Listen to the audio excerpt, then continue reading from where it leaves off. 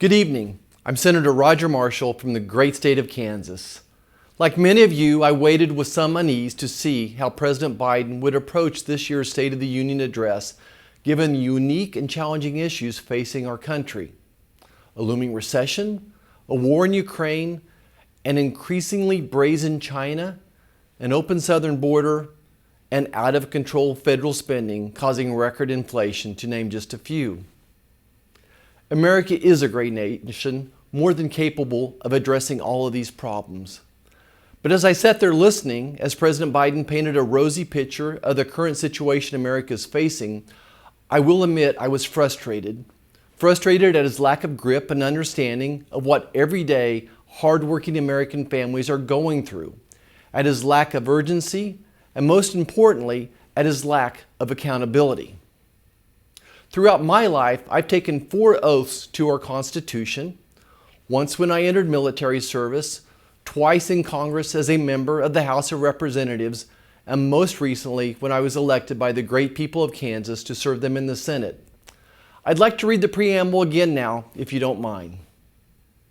We, the people of the United States, in order to form a more perfect union, establish justice, ensure domestic tranquility, provide for the common defense, promote the general welfare, and secure the blessings of liberty to ourselves and our posterity. Do ordain and establish this Constitution for the United States of America. Tonight, let's ask ourselves, has this White House ensured domestic tranquility and provided for the common defense?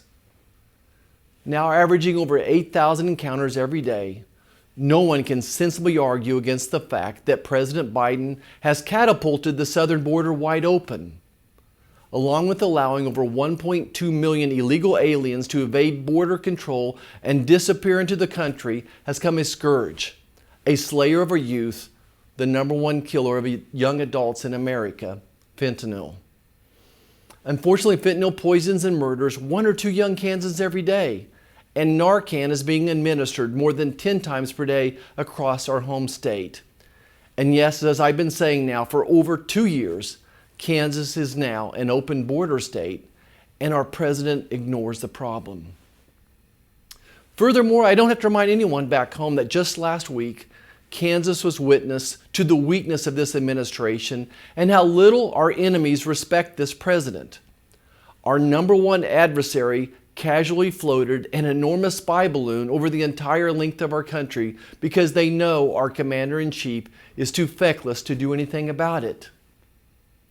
And I ask you again, is this White House ensuring our domestic tranquility and adequately providing for the common defense? Now let's go back to the preamble and talk about promoting the general welfare. This president and his allies in Congress have recklessly borrowed and spent our nation into a recession. In fact, he's made life more expensive for every American. For under President Biden's tenure, inflation is up over 13%. Now, this is nothing to brag about and no way to spin this as a positive.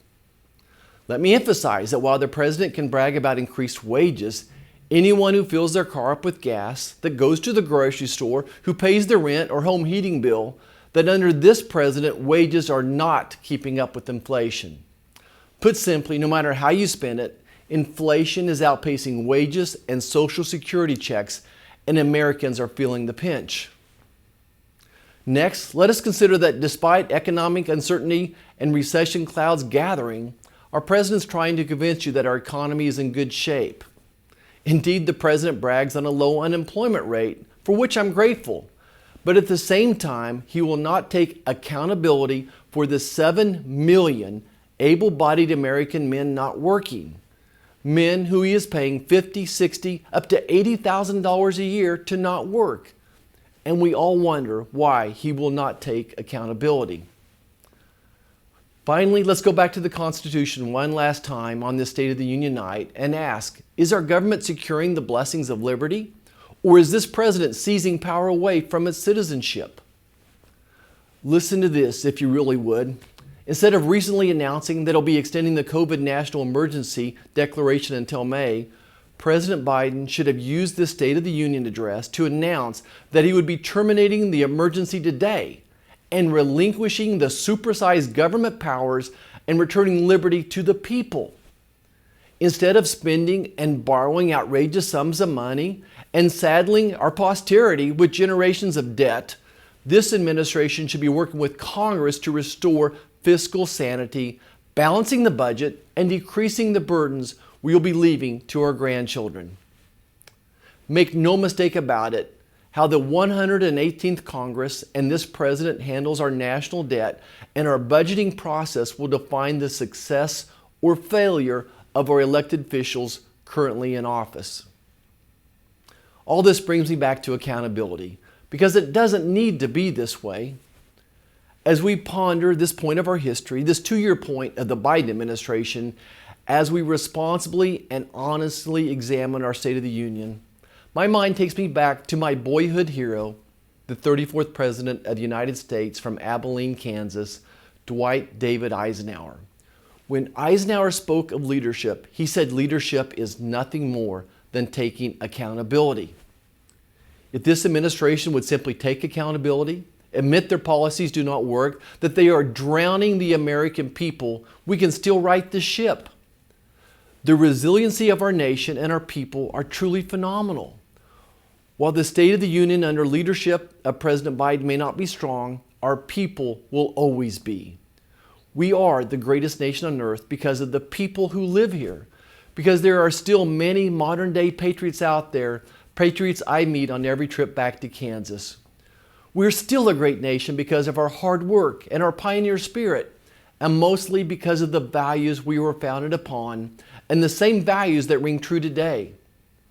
As long as we stay true to each other, true to our values and to our faith, take accountability for our mistakes, and defend the principles of our Constitution, America will always be prosperous and have a bright future. So help us God. Thank you and good night.